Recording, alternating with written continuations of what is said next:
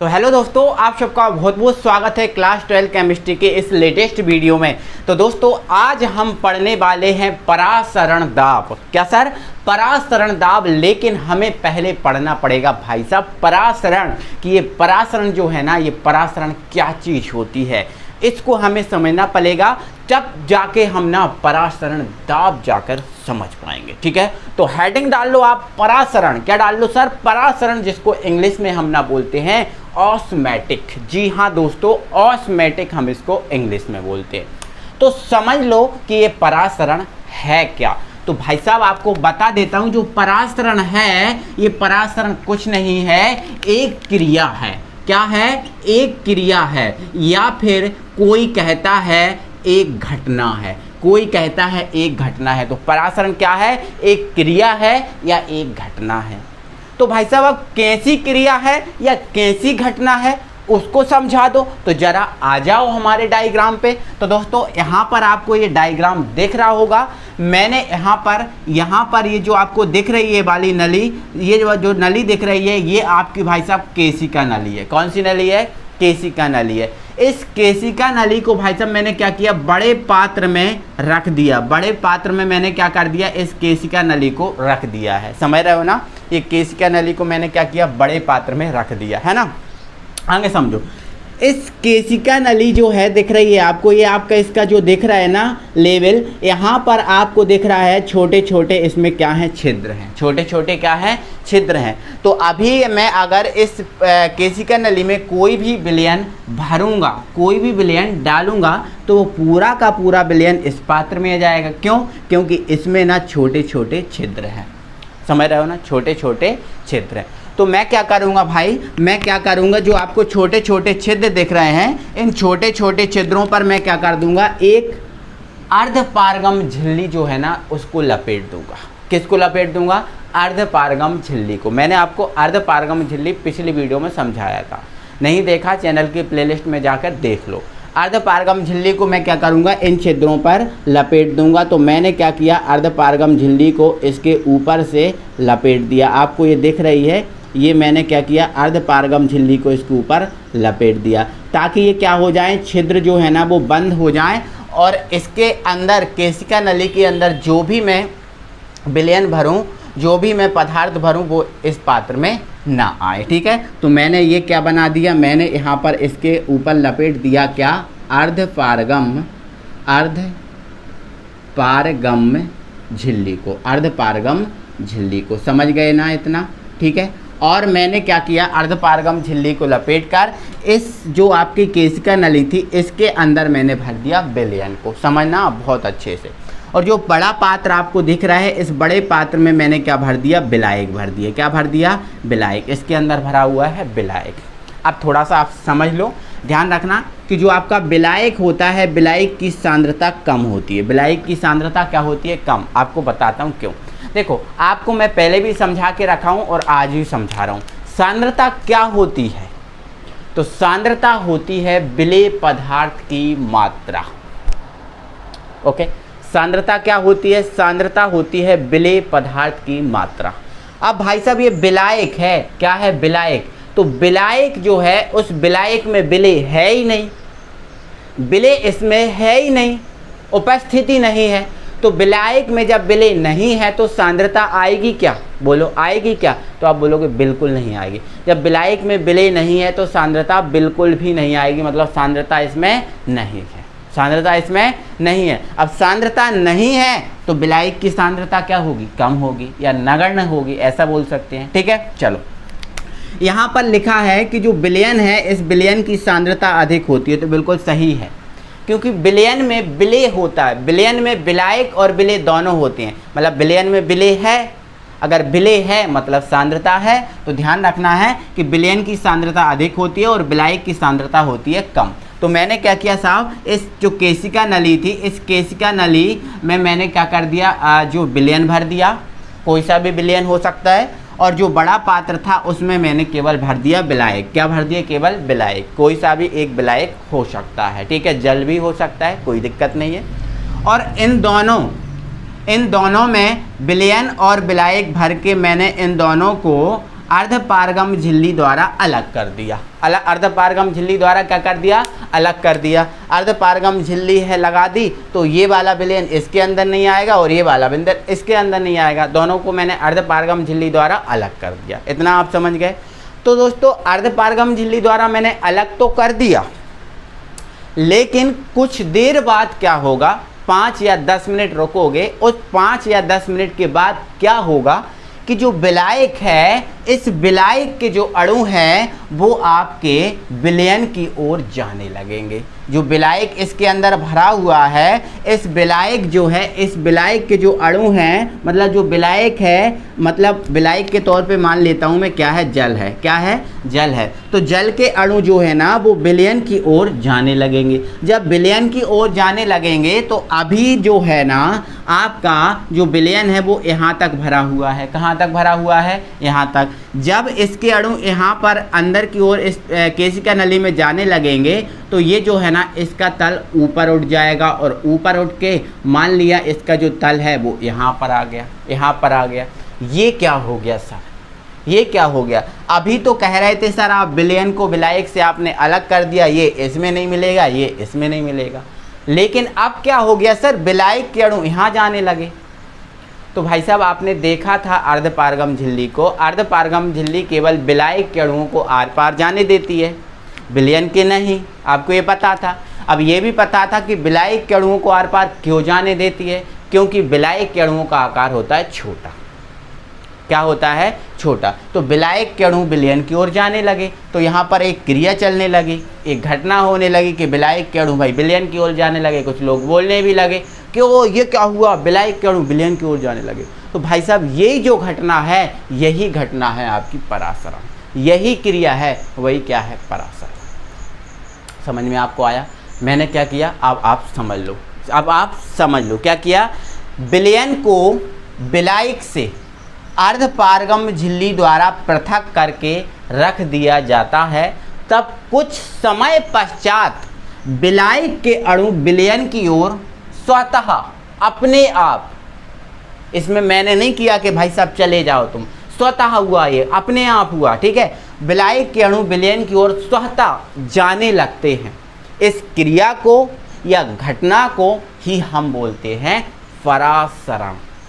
समझ गए ना? तो बहुत बढ़िया, आप कोई दिक्कत नहीं है। कोई पूछे परासरण क्या है तो आप कहना कि भाई साहब जब विलायक को विलयन से अर्धपारगम झिल्ली द्वारा अलग करके रख देते हैं तो विलायक के अणु स्वतः अपने आप विलयन की ओर जाने लगते हैं, इसे हम बोलते हैं परासरण। अब कोई बोले कि विलयन के अणु विलायक की ओर क्यों नहीं जाएंगे, तो आप बता देना कि विलयन में साफ विलय होता है और विलय के अणुओं का आकार होता है बड़ा और विलायक के अणुओं का आकार होता है छोटा, इसलिए अणु जाने लगते हैं। क्लियर हो चुका है? कोई दिक्कत है? आई होप आप समझ गए होंगे। ठीक है, चलो एक परिभाषा हो गई। अब दूसरी परिभाषा देखो, हमने देखा था विलायक के सांद्रता क्या होती है, कम होती है, और विलयन की सांद्रता अधिक होती है। तो दूसरी परिभाषा आप क्या बोल सकते हो? दूसरी परिभाषा आप बोल सकते हो अधिक सांद्रता वाले विलयन को कम सांद्रता वाले विलयन से अर्धपारगम झिल्ली द्वारा पृथक करके रखने पर। ये देखो, ये कम सांद्रता वाला विलयन है और ये अधिक सांद्रता वाला विलयन है। तो अधिक सांद्रता वाले विलयन को कम सांद्रता वाले विलयन से अर्धपारगम झिल्ली की सहायता से पृथक अलग करके रखने पर कम सांद्रता वाले अणुओं का प्रवाह अधिक सांद्रता वाले अणुओं की ओर स्वतः होने लगता है। इसे परासरण कहते हैं। खत्म करो जल्दी। आई होप आप समझ गए होंगे, कोई दिक्कत नहीं होगी। ओके, अब दिक्कत नहीं है तो ये देखो, मैंने यहाँ पर आपको परासरण का पूरा प्रदर्शन दिखा दिया। ठीक है, पहले यहाँ पर था, अब यहाँ पर आ गया, क्योंकि विलायक के अणु विलयन की ओर जाने लगे। क्लियर हो चुका है? चलो अब आप डाल लो हेडिंग, परासरण का जो प्रकार है उस परासरण के प्रकार को हम देखते हैं। अब हम आपको बताएंगे कि अंडे को नमक के पानी में डालते हैं तो क्यों पिचक जाता है, नमक जो अंगूर है उसको नमक के पानी में डालते हैं तो क्यों पिचक जाता है, खीर में किशमिश डालती हैं तो क्यों फूल जाती है, ये चीज़ हम बताएंगे आपको। ठीक है, तो डाल दो हेडिंग परासरण के प्रकार। तो भाई साहब परासरण 2 प्रकार का होता है। कितने प्रकार का? 2 प्रकार का परासरण होता है। कितने प्रकार का? 2 प्रकार का। नंबर 1 बाह्य परासरण, बाह्य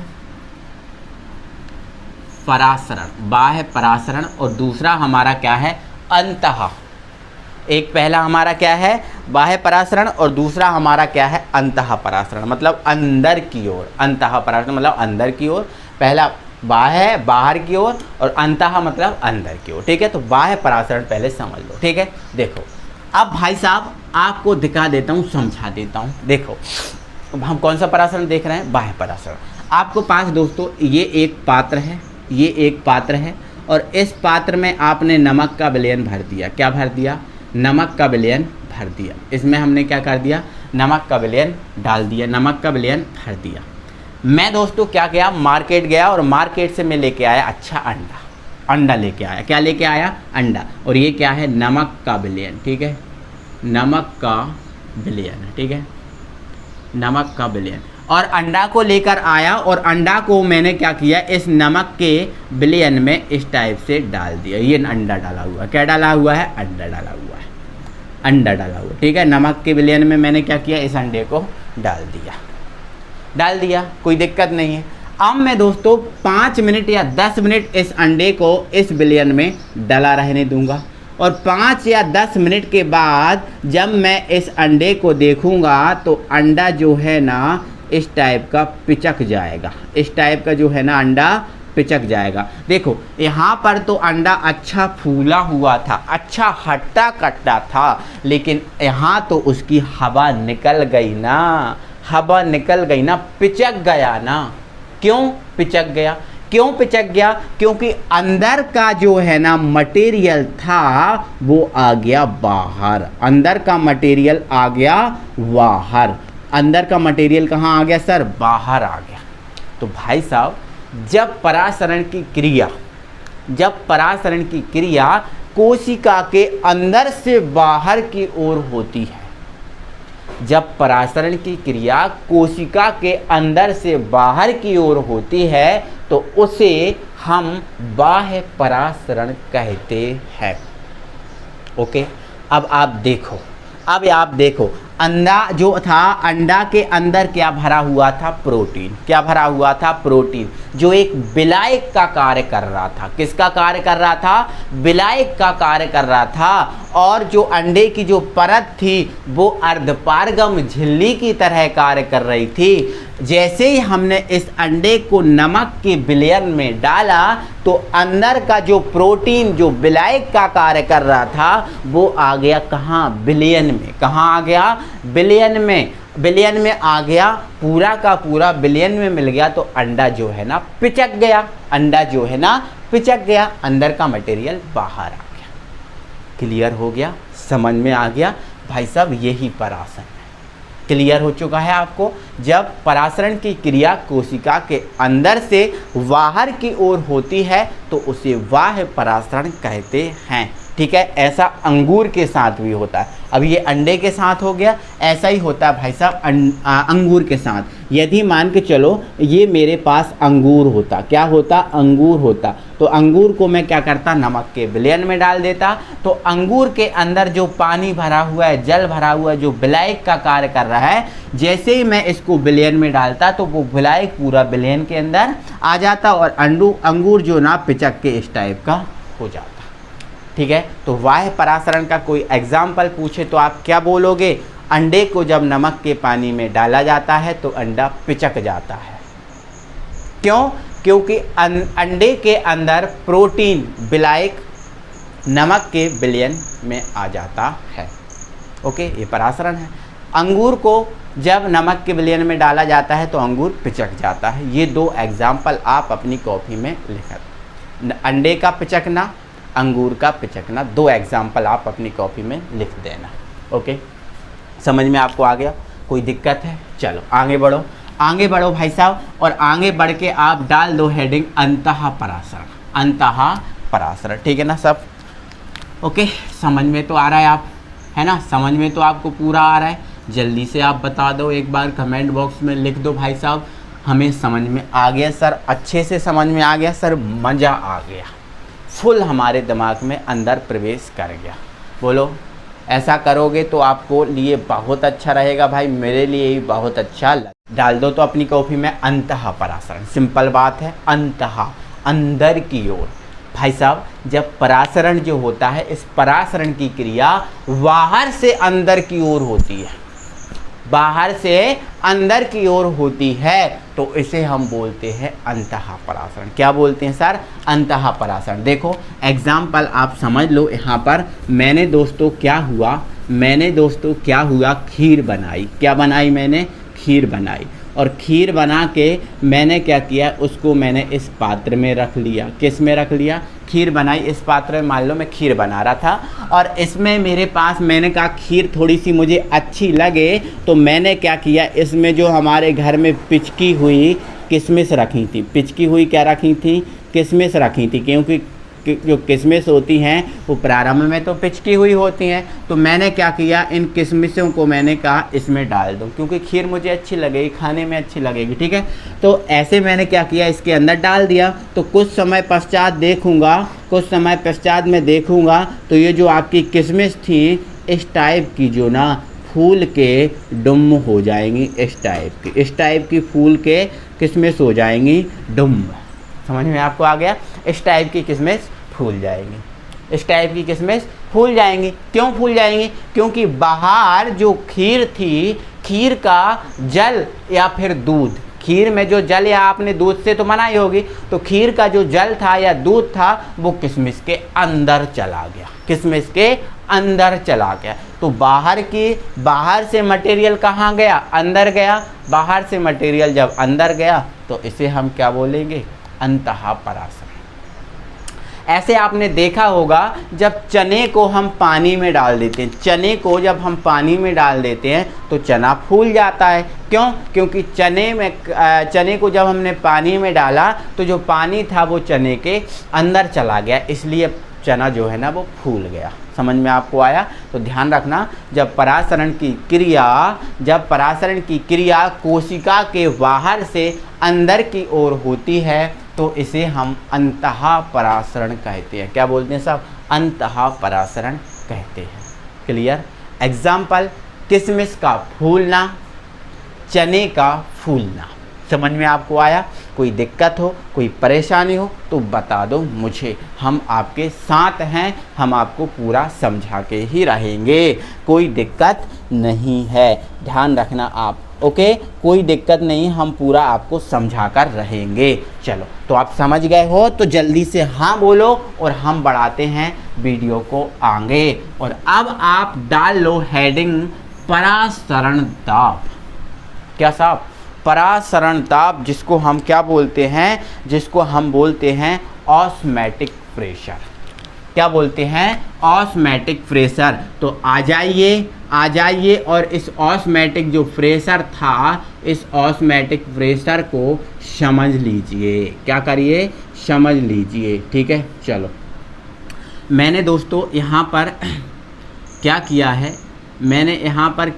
है, एक ये छोटा सा पात्र लिया है। क्या किया? छोटा सा पात्र। और इस छोटे से पात्र में मैंने क्या किया है, विलायक भर लिया। समझाने के लिए बता रहा हूँ, विलायक भर लिया। इसमें छोटे छोटे छिद्र थे तो इसलिए मैंने इसके ऊपर लपेट दिया है अर्धपारगम झिल्ली को। किसको? अर्धपारगम झिल्ली को। क्योंकि अर्धपारगम झिल्ली नहीं लपेटूंगा तो जो विलायक है वो इसके अंदर आ जाएगा। ठीक है, तो मैंने क्या किया, इसको अर्धपारगम झिल्ली को लपेट लिया। और अर्धपारगम झिल्ली को लपेट कर मैंने क्या किया है, ये जो आपका जो नली थी, ये वाली जो नली थी, मैंने इस वाली नली को एक बड़े पात्र में फिट कर दिया। ये जो आपको दिख रहा है ये बड़ा पात्र है। इसमें देखो ये बड़ा पात्र था इस टाइप का, एक सेकंड आपको बताता हूँ, समझाता हूँ। देखो ये इस टाइप का एक बड़ा पात्र था। ठीक है, इस टाइप का ये बड़ा पात्र था जिसमें बीच में ये था होल। बीच में क्या था? होल। तो बीच में जो होल था उसमें मैंने क्या किया, एक नली को फंसा दिया। ये जो आपका बड़ा पात्र है उसके अंदर मैंने क्या किया, इस नली को फंसा दिया। समझ गए? ठीक है, यहाँ पर अब आगे देखो, मैंने इस बड़े पात्र में क्या भर दिया है, विलयन भर दिया है। क्या भर दिया है? विलयन भर दिया है। विलयन भर दिया है। ठीक है, विलयन भर दिया। और यहाँ पर मैंने क्या कर दिया, एक पिस्टन लगा दिया। क्या लगा दिया? पिस्टन। पिस्टन क्यों लगा दिया? क्योंकि मैं इस पिस्टन की सहायता से इस पे दाब लगाऊंगा। क्या लगाऊंगा साहब? दाब लगाऊंगा। ठीक है, दाब लगाऊंगा जिसका वैल्यू होगा P।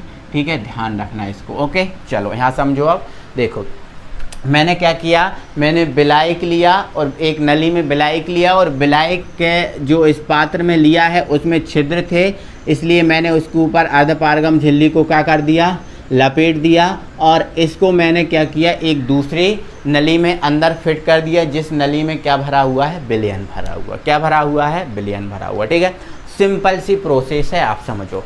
देखो आप जानते हो जब बिलाइक को विलयन से अर्धपारगम झिल्ली द्वारा अलग करके रख दिया जाता है तो बिलाइक के अणु विलयन की ओर जाने लगते हैं, मतलब परासरण की क्रिया प्रारंभ हो जाती है। परासरण की क्रिया प्रारंभ हो जाती है, ये आप जानते हो। इतना आप समझ गए। तो भाई साहब मैंने जब बिलाइक को विलयन से अर्धपारगम झिल्ली की सहायता से अलग करके रखा तो कुछ देर बाद क्या होगा, परासरण की क्रिया प्रारंभ हो जाएगी।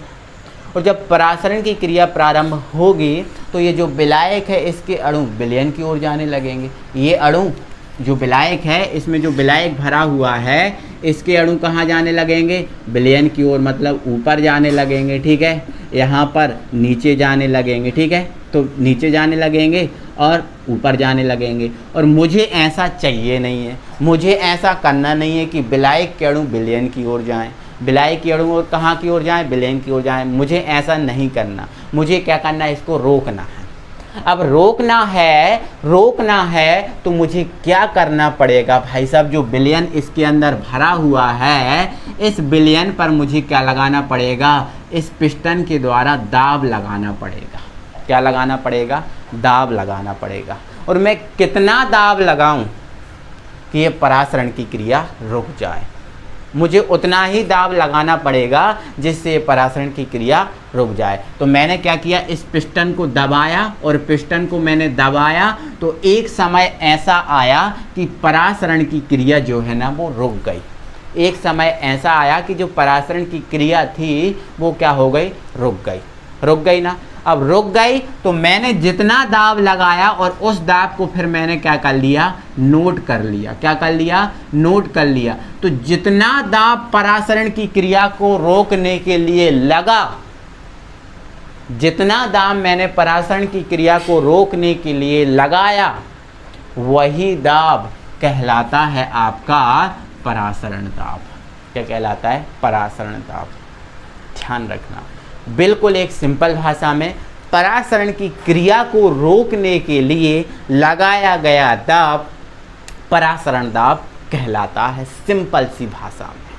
अगर आपको अच्छे से लिखना है, क्या लिखोगे क्या, जब बिलाइक को विलयन से अर्धपारगम झिल्ली द्वारा पृथक करके रख दिया जाता है तब कुछ समय पश्चात परासरण की क्रिया प्रारंभ हो जाती है। इस परासरण की क्रिया को रोकने के लिए पिस्टन द्वारा जो कम से कम दाब लगाया जाता है, कम से कम मतलब उतना जिससे परासरण की क्रिया रुक जाए, उतना जो कम से कम दाब लगाया जाता है उस दाब को परासरण दाब कहते हैं। खत्म कर दो भाई साहब, इसे समझ में आ गया, आपको अच्छे से समझा, समझ में आ गया। अब एक लाइन लिख लो कि इसे पाई से व्यक्त करते हैं। ठीक है, जो आपका परासरण है उसको हम किससे व्यक्त करते हैं, पाई से व्यक्त करते हैं। इस थ्योरी के बाद एक लाइन करके लिख लेना कि परासरण दाब को पाई से व्यक्त करते हैं। ये लाइन आप लिख देना। ठीक है, अपनी कॉपी में ये लाइन जरूर लिख देना कि परासरण जो दाब होता है इसको हम किससे व्यक्त करते हैं, इसको हम व्यक्त करते हैं पाई से। किससे भैया, पाई से व्यक्त करते हैं। इतना आपको क्लियर, इतना आपको समझ में आ गया। कोई दिक्कत है, कोई परेशानी है तो अगर दिक्कत नहीं, परेशानी नहीं तो लाइक करो भाई साहब वीडियो को लाइक कर दो। चैनल को अभी तक सब्सक्राइब नहीं किया तो चैनल को सब्सक्राइब कर लो भाई साहब, चैनल को सब्सक्राइब कर लो, अपने सभी फ्रेंड सर्कल में वीडियो शेयर कर दो। और फिर हम कल मिलेंगे वर्क ले हाइट ले विधि के साथ, क्योंकि कल हम आपको परासरण दाब व्यक्त, जो हमने परासरण पढ़ा है, इस दाब को व्यक्त करने के लिए एक परासरण बर्कले हाइटले नामक विधि दी गई है, उसको हम कल के वीडियो में कवर करेंगे। जल्दी से लाइक करो, चैनल को सब्सक्राइब नहीं किया तो चैनल को सब्सक्राइब कर लो और मिलेंगे फिर अगले वीडियो में। तब तक के लिए थैंक यू वेरी मच।